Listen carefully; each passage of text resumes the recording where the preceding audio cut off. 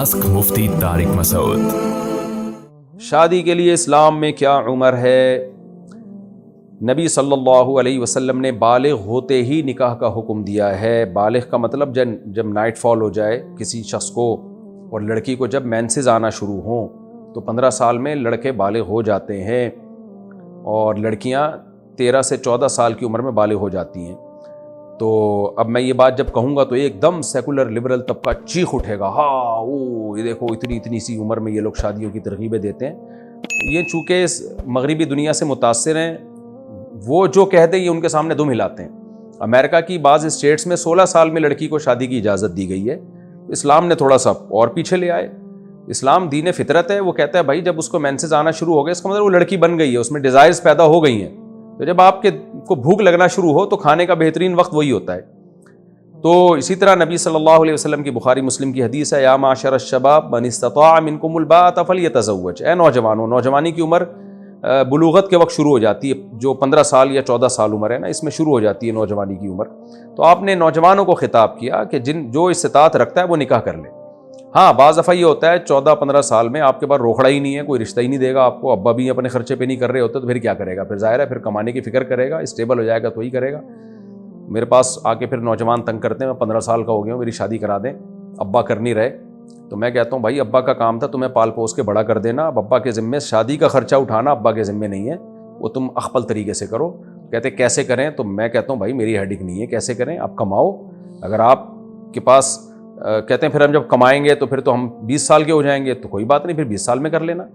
तभी तो अल्लाह के नबी ने फरमाया जिसमें इस्तिताअत है वो करे, जब नहीं है तो सब्र करेगा और क्या करेगा।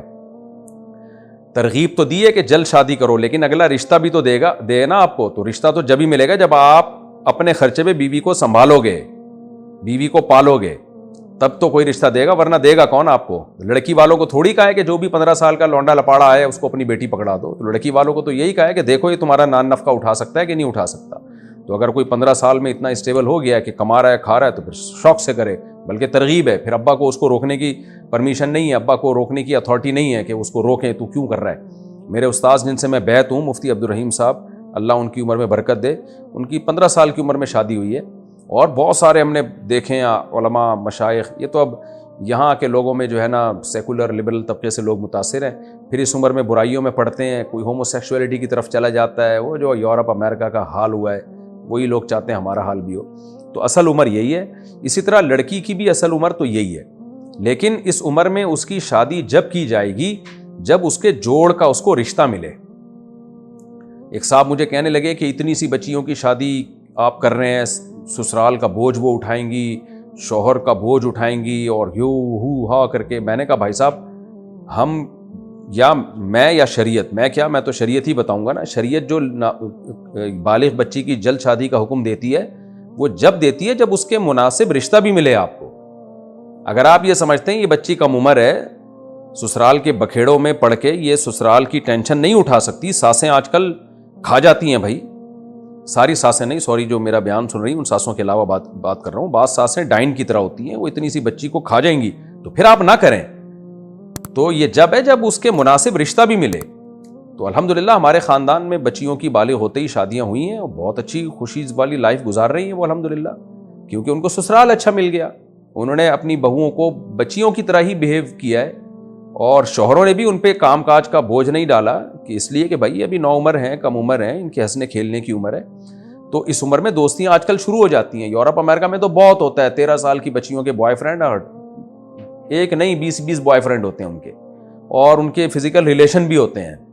वहाँ कोई आवाज़ उठाने वाला नहीं है, ये जुल्म हो रहा है। इस्लाम ने निकाह की तरगीब दे दी कि बच्ची का घर बस जाएगा, तो उस पे लोग आवाज़ उठाते हैं, शोर मचाते हैं। और वैसे भी जब कम उम्री में बच्ची की शादी होती है तो ससुराल के हिसाब से वो एडजस्ट हो जाती है, लेकिन इसमें ये बहरहाल ज़रूरी है कि ससुराल अच्छा हो, इसराइल वाला ससुराल ना हो। तो अगर नहीं मिलता रिश्ता तो फिर तो नहीं करनी चाहिए। बच्ची के लिए कम उम्री में उसके जोड़ का उसको संभालने वाला मुनासिब रिश्ता नहीं मिलता तो फिर तो भाई नहीं करनी चाहिए, फिर तो 20 साल में भी ना करें। एक साहब कहने लगे ना इतनी कम उम्र की शादी, अगर अच्छा रिश्ता ना मिले तो हम क्या करें, उसकी शादी जल्दी कैसे करें। मैंने कहा भाई अच्छा रिश्ता ना मिले तो फिर 40 साल में भी ना करें। लड़की का निकाह जल्दी करने की तरगीब उसी सूरत में है जब उसके पैरेलल उसके मुनासिब रिश्ता भी मिले।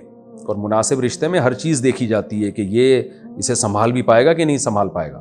تو اگر مل رہا ہو پھر کر دینی چاہیے. آج تک ایسا ہی ہوتا رہا. میری دادی بتایا کرتی تھی, میری 13 سال میں شادی ہوئی, ماشاءاللہ کتنی اچھی لائف گزاری انہوں نے, اولادیں بھی ہوئیں اور زندگی کو انجوائے کیا, اور 80-85 سال میں ان کا انتقال ہوا. 80 سال کے بعد تو ان کی عمر ہی بڑھنا بند ہو گئی تھی. جب بھی پوچھتے تھے ہم کہتے تھے 80 سال. ہم کہہ رہے تھے اماں ہم آپ سے پتہ نہیں کتنے سالوں سے پوچھ رہے ہیں, 80 ہی کی ہیں آپ.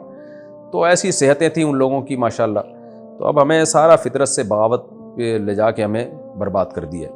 البتہ یہاں ایک سوال ہوتا ہے, بھائی پھر تعلیم کیسے ہوگی, ایجوکیشن کیسے کمپلیٹ کرے گی. وہاں میں بار بار کہتا ہوں کہ باپ کا کام ہے بچی کو تعلیم دینا. جب رشتہ آ جائے تو سسرال کے حوالے کرے, اور سسرال کو بولے اب کمبخت تو پڑھائے گا اس کو. داماد کو بولے جیسے آپ کی بچی میڈیکل کالج میں پڑھ رہی ہے, اچھا رشتہ آ گیا تو باپ کو چاہیے اب اس کی شادی کر دے, اور سسرال سے بولے اب یہ بہو کا خرچہ بقیہ تم اٹھاؤ گے. میڈیکل کالج میں جو 2 سال رہ گئے بغیر تو یہ 2 سال کا خرچہ تم اٹھاؤ گے, کیونکہ تمہاری بہو بھی ہے یا میری بیٹی ہے. جب تک میرے گھر میں تھی میں نے پڑھایا ہے, اب تم جیسے بغیر تو استغفر اللہ یعنی تم لوگوں کے گھر میں جا رہی ہے تو اب بقیہ خرچہ تم اٹھاؤ گے. اگر وہ اٹھانے پر ایگری ہے اس کا مطلب خاندانی لوگ ہیں.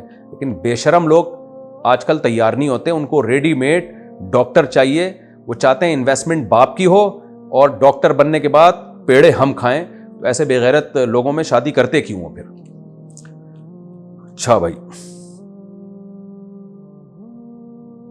اچھا میرے بھائی, آئی بروز کے بال اگر زیادہ لمبے ہوں تو ان کو قینچی سے تھوڑا سا تراش لینا کیسا ہے؟ نہیں جی, آئی بروز کے بالوں کو تراشنا جائز نہیں ہے. البتہ اگر کوئی بال خراب ہو گئے ہوں, جیسے بعض لوگوں کے بال کسی بیماری کی وجہ سے یا ویسے ہی کوئی وائٹامن شیٹامن کی کمی ہو جاتی ہے, آڑے ترچھے کانٹوں کی طرح ٹیڑے میڑے ہو جاتے ہیں, تو ان کو سیدھا کرنے میں میرا خیال ہے کوئی حرج نہیں ہونا چاہیے. کیونکہ حدیث میں جو آئی بروز بنانے کا حکم دیا, بنانے سے روکا گیا ہے, وہ اس لیے کہ اللہ کی تخلیق کو بگاڑا نہ جائے. ہر شخص کو اللہ نے ایک خاص قسم کی آئی بروز دی ہے, اس میں ڈینٹنگ پینٹنگ کر کے کوئی چینجنگ نہ کریں. جیسے خواتین بیوٹی پارلر میں جا کے باریک بنا لیتی ہیں, دیکھنے میں بری بھی لگتی ہے وہ, تو وہ حرام ہے, ناجائز ہے. لیکن اگر کوئی بال آڑا ترشا ہو گیا ہے, بہت زیادہ ادھر ادھر جا رہا ہے, تو اس کو کاٹ لینے میں میرا خیال ہے کوئی حرج نہیں ہونا چاہیے. جو ہم نے علماء کرام سے سنا ہے وہ اس کی اجازت دیتے ہیں, کیونکہ یہ چیز پھر تغییر خلق اللہ میں آتی نہیں ہے. یعنی اللہ کی تخلیق کو بگاڑا نہیں جا رہا بلکہ سنوارا جا رہا ہے.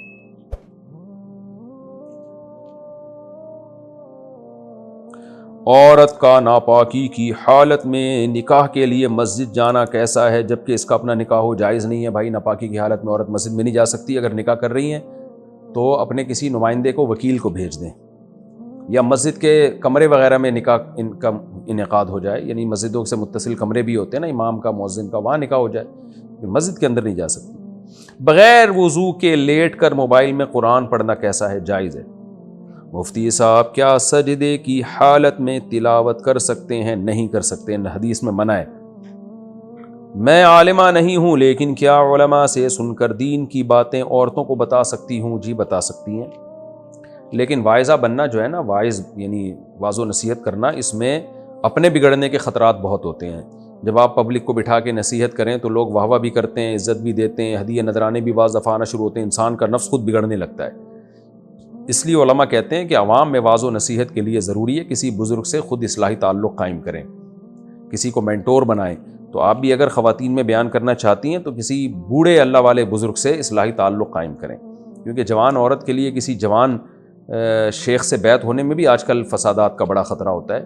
کیونکہ انسان جتنا بھی نیک ہو, بہرحال آدمی پہلے ہوتا ہے, وہ نوجوان ہی ہوتا ہے, اس میں خود اس کے بگڑنے کا بھی خطرہ ہوتا ہے. کیونکہ پیر و مرشد کوئی فرشتہ تو نہیں ہے نا, ہے تو وہ انسان ہی, اس میں بھی خواہشات ہیں.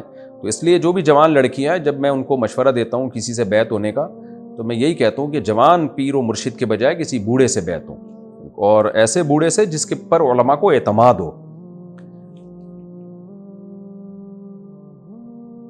مفتی صاحب کیا سجدے کی, یہ ہو چکا میرے بھائی, کیا قرآن پڑھ کر مرحوم والدہ کو ثواب پہنچایا جا سکتا ہے؟ جی پہنچایا جا سکتا ہے, لیکن حدیث میں جس چیز کی ترغیب ہے وہ کام کرنا چاہیے, وہ ہے صدقہ. تو کوئی بھی اچھا کام کر لے, مسجد کی تعمیر, مدرسے میں پیسے دے دیے, صدقہ, پیسے کو زیادہ فوکس کریں. آج کل مسلمان چاہتے ہیں ہم سے نمازیں پڑھوا لو, روکھڑا نہیں نکالنا جیب سے.